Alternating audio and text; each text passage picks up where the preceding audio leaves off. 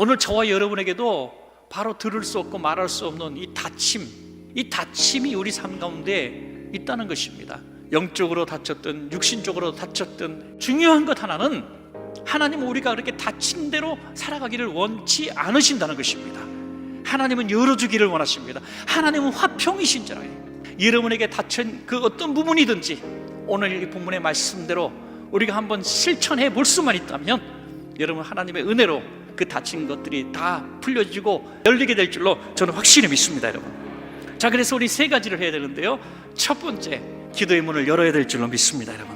사람들이 귀먹고 말 더듬는 자를 데리고 예수께 나와 안수하여 주시기를 간구하거나 그랬습니다. 여러분 얼마나 고마운 사람들입니까?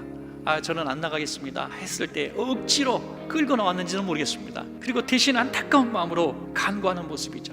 여러분 처음 교회 나왔다고 해서 기도가 나오겠습니까? 그런데 이 듣지 못하고 말을 못하는 사람이 어떻게 기도할 수 있겠습니까? 그래서 우리는 그런 사람을 위해서 안타까운 마음으로 대신 간구하는 기도자들이 필요하다는 것입니다, 여러분. 기도가 없으면 기적은 일어날 수가 없습니다, 여러분. 그러면 기도로 문을 열어야 되는데 어떤 그 방법이 있습니까? 기도의 양을 늘려야 합니다, 여러분. 기도의 양이 늘어날 때 기적이 일어나고, 기도의 양이 늘어나면 오랫동안 풀지 못했던 닫힌 문들이 열리기 시작할 줄로 믿습니다, 여러분. 또한 두 번째는 만남의 문이 열려야 합니다. 만남의 문. 예수께서 그 사람을 따로 데리고 무리를 떠나서 손가락을 그의 양귀에 넣고 침을 뱉어 그의 혀에 손을 대시며, 좀 특별하지 않습니까? 이 사람을 데리고 한적한 곳에 나란히 산책하듯이 걸으셨습니다. 이 사람은 너무나 오랫동안 고독했던 사람입니다. 들을 수 없어요.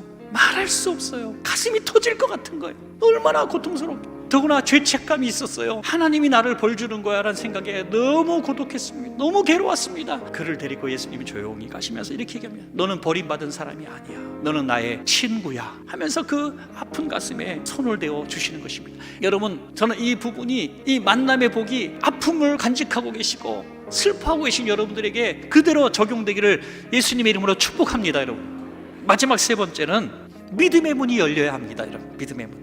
하늘을 우러러 탄식하시며 그에게 이르시되 에바다 하시니 이는 열리라는 뜻이라. 그의 귀가 열리고 혀가 맺힌 것이 곧 풀려 말이 분명하여졌더라. 우리가 뭔데 우리를 위해서 예수님 탄식하며 기도할까요? 주님은 그 온갖 십자가의 고난을 통해서 우리의 고통을 이해하시는 분이십니다. 우리의 고통을 아시는 분이십니다. 우린 그것을 믿어야 합니다. 나는 나올 줄로 믿습니다. 나는 고침받을 줄로 믿습니다. 마귀는 떠나간 줄로 믿습니다. 우리 닫힌 문들이 열릴 줄로 믿습니다라고 선포하라는 것입니다, 여러분. 왜? 내 힘이 아니라 주님의 탄식의 기도를 내가 의지하고 기도하는 것입니다. 사람이 마음으로 믿어 이에 이르고 입으로 시인하여 구원에 이르느니라. 우리 힘으로는 열 수 없습니다. 주님, 내가 기도합니다.